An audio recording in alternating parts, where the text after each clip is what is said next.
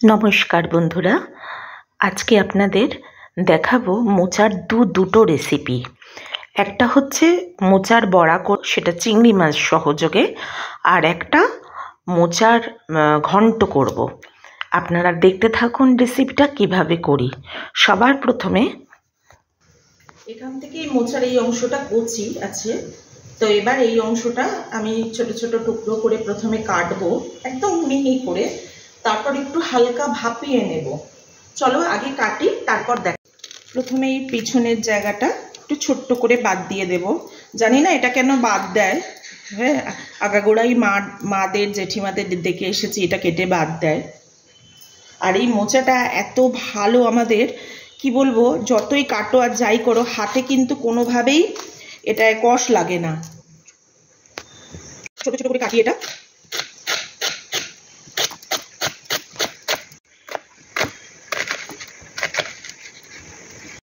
আবার এই সাইড দিয়ে ধরে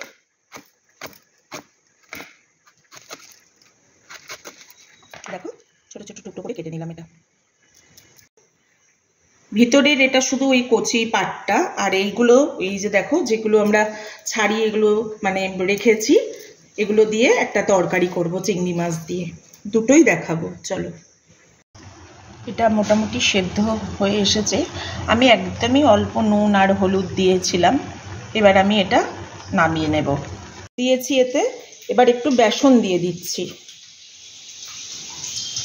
5 চামচ দিয়ে দিলাম। করে একটু লঙ্কার গুঁড়ো দেবো।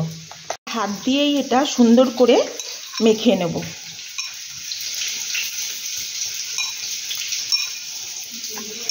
এতে আর আলাদা করে জল দেবার কিন্তু কোনো দরকার নেই। যদি মনে হয় একটু পাতলা লাগছে, সেক্ষেত্রে আবারও একটু বেসন মিশিয়ে নেওয়া যেতে পারে। আমি তো এখানে মোচার বড়া করব বলে এটা পুরো তুলে নিয়েছি, মানে বেসন দিয়ে গুলে নিয়েছি। এবার যে চিংড়ি মাছ ভেজেছিলাম সেখান থেকে কিছুটা চিংড়ি মাছ আর একটু আলু আমি নিয়েছি। এটাকে একসাথে আবার বাটবো, বেটে এর সাথে মেশাবো। তাহলে যে কি অপূর্ব খেতে হবে না, এই দিয়েই পুরো ভাতটা খাওয়া হয়ে যায়। চলুন দেখি কিভাবে করি। এখানে আপনাদের দেখিয়েছি, এটা বেসন দিয়ে, লঙ্কার গুঁড়ো দিয়ে, হলুদ দিয়ে আর নুন দিয়ে এটা মেখে রেখেছি। আর এইখানে দেখছেন আপনারা মিক্সিতে এখানে আছে চিংড়ি মাছ আর আলু। যখন আমি মোচার ঘন্টর জন্য চিংড়ি মাছ আর আলু বেছেছিলাম, সেই সময় এটা আমি একটু কিছুটা তুলে রেখেছি। অনেকটা চিংড়ি মাছ ছিল, তাই আমি কি করব, এবার এটা মিক্সিতে বেটে নিয়ে এর সাথে মেশাবো। মিশিয়ে তারপর যখন এটা বড়ার আকারে ভাজবো, কি অপূর্ব যে এটা খেতে হয়, সেটা একবার যে খেয়েছে খেলেই সে বারবার খাবে। চলুন শিখি। দেখুন এটা মোলায়েম করে বেটে নিয়ে ফিরে এসেছি। এবার এটাকে এর সাথে মিশিয়ে দেব।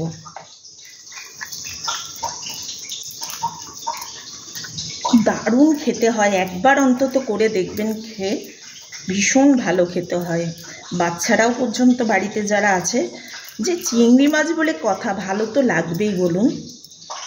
খুব সুন্দর করে এটা মেখে নিতে হবে, কেমন, যাতে সব জায়গার সাথে এটা মেশে। আর যদি মনে হয় যে এটা একটু বেশি পাতলা হয়ে যাচ্ছে, সেক্ষেত্রে একটু চালের গুঁড়িও আপনারা মিশিয়ে নিতে পারেন, আরও বেশি মচমচে হবে। একটু এটা পাতলা হয়েছে তাই একটু চাল গুঁড়ি মিশিয়ে নিয়েছি। আপনাদেরও তাই করবেন, যদি একটু পাতলা মনে হয় চাল গুঁড়িটা দেবেন, আরও বেশি মচমচে হবে খেতে। এবার তেলেতে একে একে ছাড়তে শুরু করি।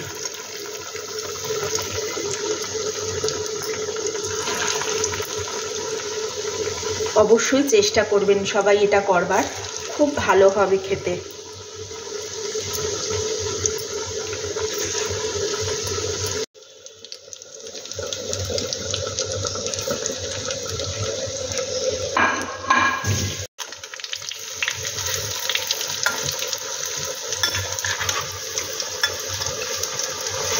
একটু আস্তে আস্তে এরকম চেপে দিলেও না ভেতরে ভালো হবে। একটু গ্যাসটা মাঝামাঝি জায়গায় রাখবেন।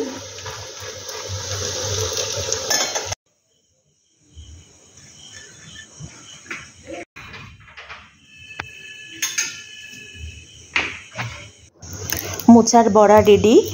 এইবার আমরা পরবর্তী আবার ইয়েতে আসবো, রান্নায় আসবো, মোচার ঘন্ট।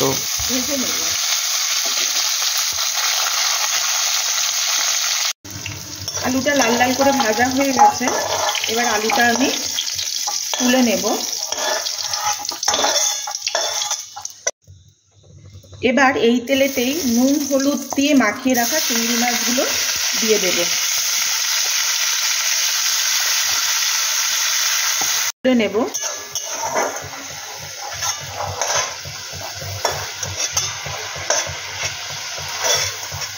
চিংড়ি মাছ দিয়ে কত জল বেরিয়েছে। এতে একটু অল্প করে তেল দিয়ে দেবো, দিলাম, আর কুচিয়ে রাখা একটু পেঁয়াজ এতে দিয়ে দিলাম, দিয়ে এটা একটু লাল লাল করে ভাজবো।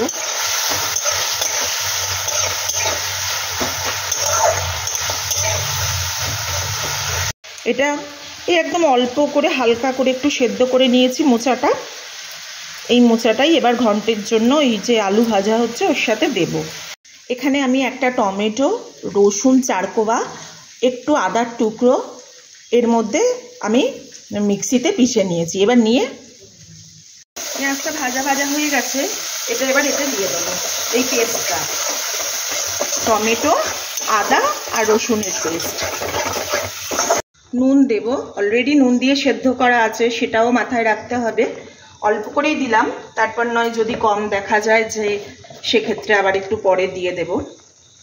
দিয়ে দিলাম পরিমাণ মতো হলুদ, দিলাম একটু লঙ্কা গুঁড়ো, দিলাম শুকনো খোলায় ভাজা ধনে আর জিরের গুঁড়ো। যেহেতু এটা মোচার ঘন্ট, দিয়ে দেবো একটু চিনি, এটা স্বাদটাকে আরো বাড়াবে। সুন্দর হাতে এটাকে খুব ভালোভাবে মশলাটাকে কিন্তু কষিয়ে নিতে হবে। আচ্ছা, আপনাদের যার যার মনে হবে যে এতে যদি মনে হয় আপনারা নারকেল দেবেন, তাহলে নারকেল দিতেই পারেন।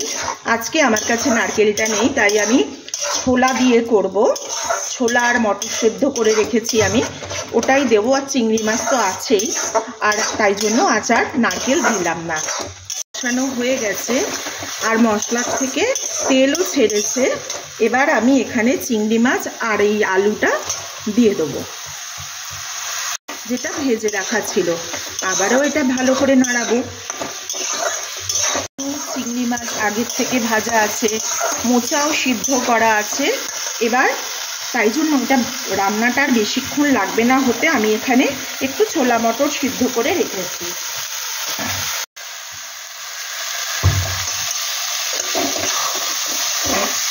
আপনারা যদি দেখেন, মোচাতে প্রচুর পরিমাণে আয়রন আছে, ছোলায় প্রোটিন আছে।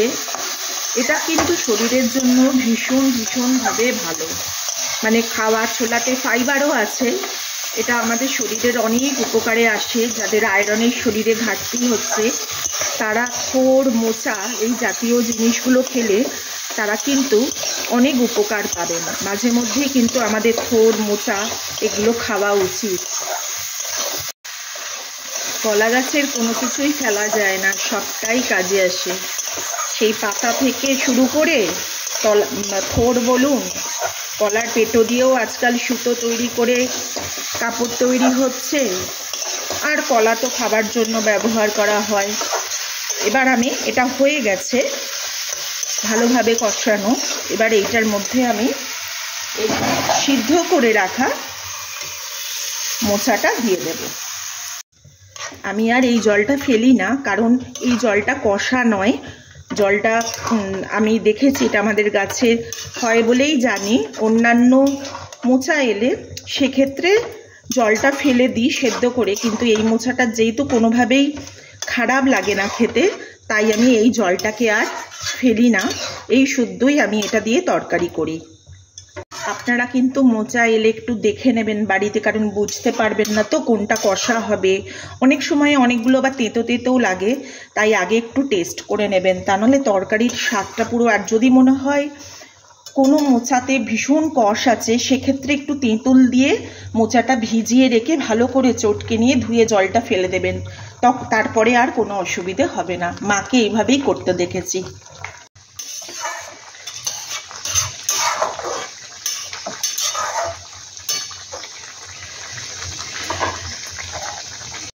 তরকারি হয়ে এসেছে। এবার আমি এতে একটু গরম মশলা দেব, এবার ঘিটা দিয়ে দেব। ব্যাস, মোটামুটি আমাদের তরকারি হয়ে গেছে। এবার একটু নেড়ে চারিদিকে মিশিয়ে নিই। এমনি মিশিয়ে যাবে, আপনারা এইভাবে করবেন, আশা করি আপনাদের সবার ভালো লাগবে। রুটি